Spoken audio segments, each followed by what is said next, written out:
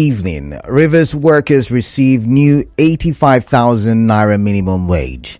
Stakeholders renew call for repairs of Ogoni axis of East-West Road following resumed operations at Port Harcourt Refinery. Uproar in Senate over tax bill. On the foreign scene, U.S. to start fresh push for Gaza ceasefire. I am Kala Dakuru Batabo. Mental health is real. Seek help. End the stigma.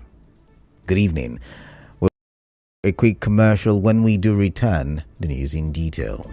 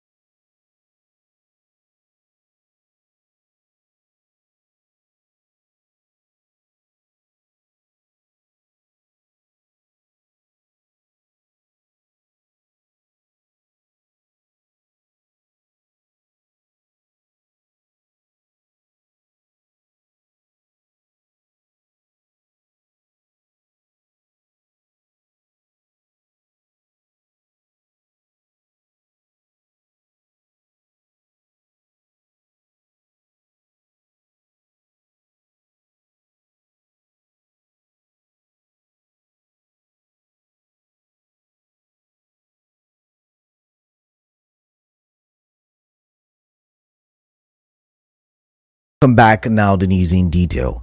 River State civil servants have received the new 85,000 naira minimum wage promised by Governor Siminalayi Fubara in October. The 85,000 naira minimum wage is higher than the 70,000 by President Bola Tinubu in July. The state announcer. This promise and today I can tell you that he has paid the new minimum wage of 85,000 naira, and the workers are happy in the states. We met under the Joint Council, saw the salary charts, went through it, confirmed it. We sat with the head of service before it was implemented. So 85% is well calculated and implemented. They just started payment today, so we believe that before evening today, other banks will start to pay too. Also, some online videos showed some public school teachers jubilating and dancing after receiving the increased wage in their November salaries. Yes, so the era has gone that teachers will use ruler and measure yam. The era has gone. Our dear amiable Onomio Governor Siminalayi Fubara is going to give us a surprise package. So we're expecting it tomorrow. Yes. Same is for teachers.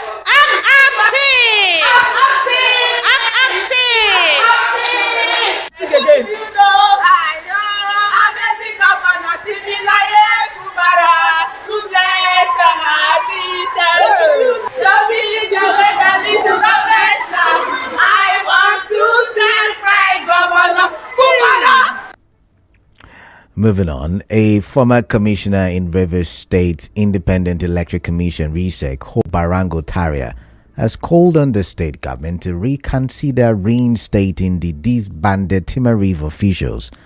Dr. Barango Taria made the call while speaking on the disbandment of all road task forces in the state. He said the disbanded Timarive marshals brought sanity to the roads in the state and urged the Ministry of Transport to critically consider the advice before appointing a new road task force. To use the opportunity of the disbandment of all task force across the state to reinstate Timarive that was unlawfully disbanded in 2015. Timarive is a creation of the law, and its personnel are also well trained. Those of us in Rivers State then can attest to the fact that within the short period of the operation in the state, Timarive was able to address most of the traffic challenges on our streets and our roads. For me, rather than mortgaging the safety and sanity of our roads in the hands of untrained task force. In another development, some residents of Borokiri New Road say they throw their waste into the Kulukpu River due to the absence of receptacles in the area. They told our correspondent that the waste returns with the tide when the river overflows. Others say they pay between 300 naira and 1,000 naira to dispose of their waste, adding that they sometimes ban them. They called on the Rivers State government to provide receptacles for them. We get river here where they throw our dirty. Some persons will they pay 1,000 naira. They can't carry our waste bin. We get people like the chairman, then they organize people. Then like each shop they pay like 300. They do sanitation for year. Last Saturday of the month, so they go pay our people. Then they go clean the gutter and keep the place neat. Those dirty to the water they bring them come back. But we still pay people today. They still come pack them. People don't come teach us how to do our dirty. Say, we pack and burn them like the waterproof, the concondance. To pay 1,000 naira to no easy. If government go make provision to let government provide a place for the dirty so that it's already dirty. Our correspondent who visited the Kukulu jetty saw waste on the shore and some floating on the river. Reacting to this, the River State Waste Management Agency, Rwama, says it was surprised to notice the closure of existing receptacles on the new road axis of Borokiri. In a statement, Rwama spokesperson Obed Douglas said the agency is in talks with Borokiri community heads to provide suitable spots for receptacles. Moving on, some stakeholders in the oil and gas sector have asked the federal government to urgently speed up the repairs and construction work at the Ogoni axis of the East-West Road in Rivers State. As you may know, the road links the Port Harcourt refinery to other parts of Rivers State and other states. An environmental rights activist, Fine Face Dunamene, gave this advice in an interview with correspondent Ibi Oruwari while speaking on the state of the road now that the Port Harcourt refinery has resumed petrol production. If the production is beginning to come out of the refinery, then that should be quickly fixed so that we do not have incidents of tanker falling and fire explosion like the one we had on that road recently. Also because of the very bad state of the road. If it is not properly transported on a good road, the NNPCL would have been synchronizing with the Ministry of Works to ensure that they fix part of the road that will be able to take product from the refinery even before they come forward to tell us that the refinery is working. But all of these are not working because there is no synergy between the various ministries, agencies, and department of government and even the company. Mr. Dunamene said the price of petrol may not reduce despite the refinery's renewed operations.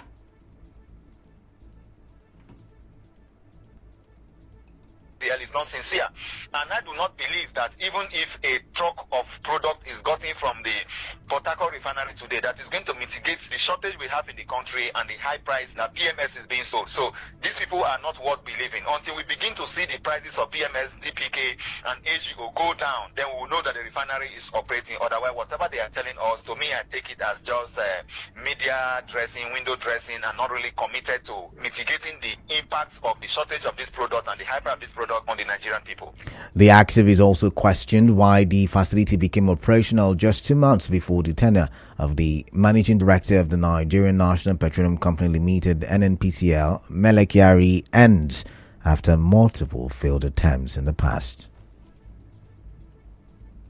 President Buhari was leaving office by May 29, 2023. Dangote refinery was not completed. He worked with the presidencies to commission a refinery that wasn't working. That is the same thing you are seeing here now. He has less than 2 months to be in office. He is now trying to make sure that something happens at the Port Harcourt refinery, even when nothing is happening, so that we have a record to leave the office with, to say that at least he commissioned one refinery before he left office when he started production. Mele Kyari is just trying to mend his record so that he can have a face to seek for another appointment when he leaves office, by making sure that he announces to the public that the refinery is now working. In the same vein, the president of Ogoni Youths Federation Organizations, Legbosi Yama Bana, said youths will go on a massive protest if the operation of the Port Harcourt refinery leads to any accidents on the Ogoni axis of the road.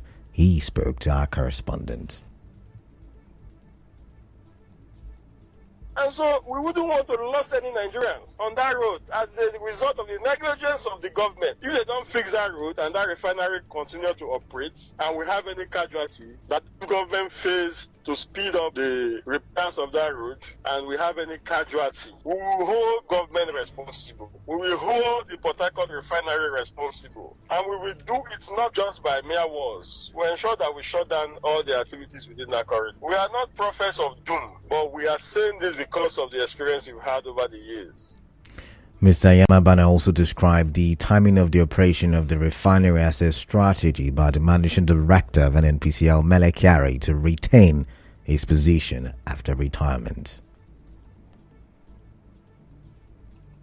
Mele Kyari's and the politics of the NNPC and the presidency is not our concern for now. All we are concerned about is the life of our people that lie there. After all, we've had severally, they've told us that the refinery will work and it didn't work. Why now when Mele Kyari is about to retire? And how are we sure that what they are saying is anything to go by? If we apply, would they give us the nod to go in and check the facilities? And so all of that could be politics, but time will tell. If you agitate further, they will say you don't want them to work. And so in the meantime, the Petroleum Product Retail Outlet Owners Association of Nigeria, Petron, has expressed hope that the price of petrol from the Port Harcourt refinery will reduce.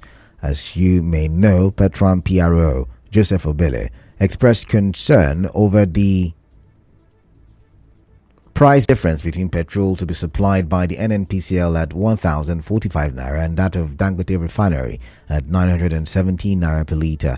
However, Petron President Billy Gillis-Harry, in an interview with newsmen, said the price will moderate with time once the market achieves price stability, with other modular refineries also functioning. Earlier, the Petron PRO, Dr. Obele, disclosed that the NNPCL CEO, Mele Kyari, had pledged to resolve the price issue. We'll go for another commercial break, but still to come, court remands former Kogi Governor Yahaya Bello in EFCC custody. Do stay tuned.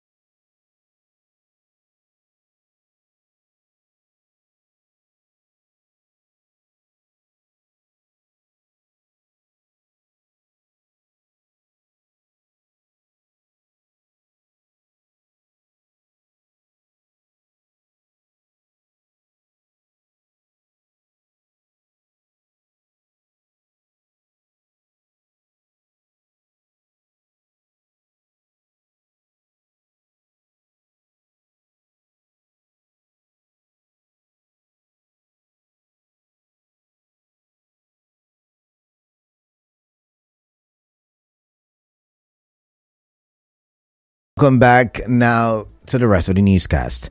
The Federal High Court Abuja has remanded the immediate past governor of Kogi State, Yahaya Bello, in the custody of the Economic and Financial Crimes Commission (EFCC) till the 10th of December. The former governor, alongside Umar Oricha and Abdulsalami Hudu, have been prosecuted in a fresh 110 billion naira 16-count charge instituted against them by the EFCC. He earlier today pleaded not guilty to the charges. The EFCC lawyer Kemi Pinheiro, however, opposed the bail application, saying it expired in October. Today's Senate plenary was disrupted by anger and a shouting match over the controversial tax reform bill, which unexpectedly came up for debate despite not being listed as an item for the day's business. The session, presided over by Deputy Senate President Jibrin Barau, became heated after the Senate leader Opeyemi Bamidele invoked the Senate standing rules and proposed to invite experts to address the chamber on the tax reform bill. The motion was seconded by Senator Barau, who directed the Sergeant-at-Arms to allow the visitors in. However, Senator Ali Ndume strongly opposed the move, citing Senate rules that forbade visitors from addressing the chamber on matters not included in the order paper. Eventually, Senator Ndume was ruled out of order and the visitors were permitted to address the chamber on the proposed tax reform bill. Away from that, as the 16 days of activism against gender-based violence enters its third day, a Nigerian in the diaspora, Odunayo Isaac, is calling on the National Agency for the Prohibition of Trafficking in Persons, NAPTIP, to help facilitate our return home. A charity organization, Hope's Haven Foundation, who made this known in a post on X, said Ms. Odunayo traveled to Iraq in search of green pastures but was severely maltreated by employers who abducted her, cut off contact with her family for over 14 months, and subjected her to physical abuse, including beatings with metal objects and the use of a taser. The organization also said Ms. Odunayo is currently in a police station in Baghdad, Iraq, and is in poor health. Meanwhile, the Rivers State Coordinator for NAPTIP, Wamaka Ikediashi, has advised women and girls to be wary of over-friendly individuals or promises that seem too good to be true. Mrs. Ikediashi, in an interview, said these are major tactics used by traffickers. She urged women to stay vigilant and avoid unfamiliar or unsafe places.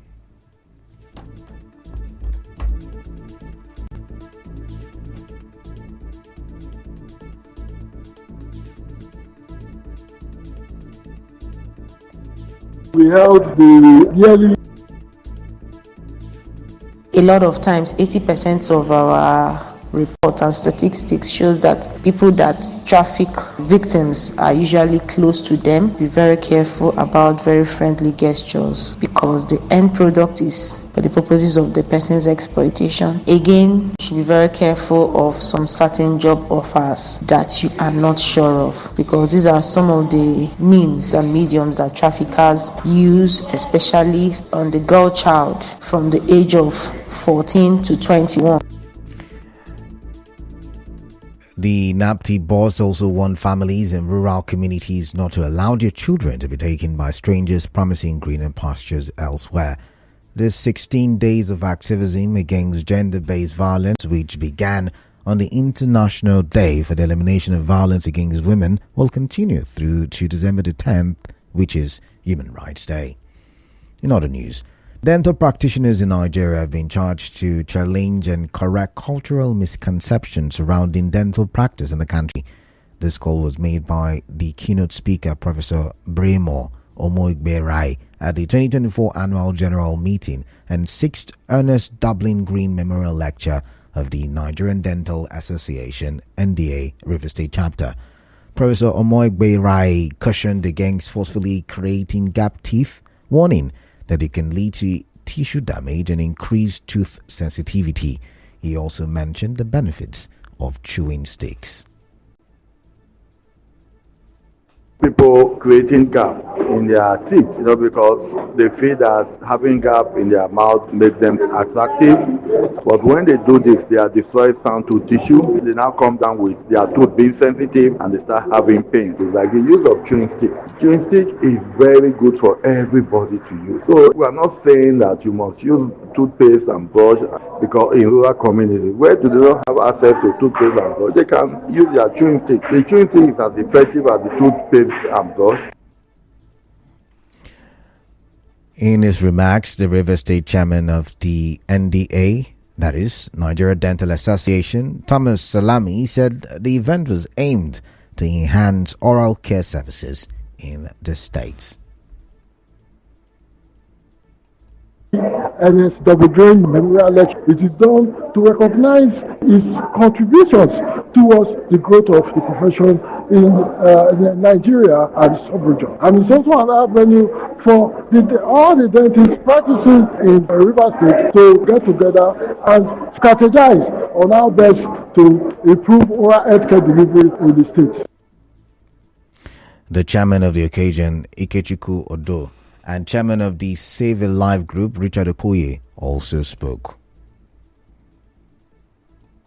Dentistry and medicine are Siamese twins. You can't separate us. And so whatever is happening to them is happening to us, and vice versa. But what we need is collaboration, not competition. What we need is the synergy of the team. Medical and dental, they're more or less brother and sister. So there's no room for separation or isolation of any kind. A doctor can refer a patient to the dentist because this is their super specialty. But when the relationship is not there, most hospitals and most individuals don't even know much about them. The event, which celebrated Dr. Ernest Dublin Green's legacy in dental practice in Nigeria, also marked the culmination of the 2024 Oral Health Week. It included a debate competition featuring senior secondary school students from Port Harcourt. Another commercial break. When we come back, we will take a look at the international scene. Special invitation. The National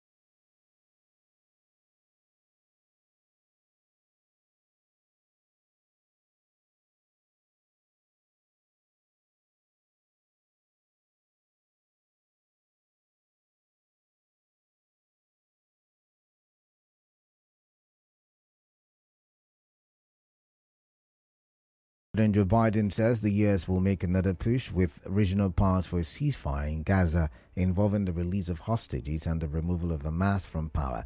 His remarks on X comes or his remarks on X come just hours after a ceasefire came into force in Lebanon between Israel and Hezbollah, ending nearly 14 months of conflict.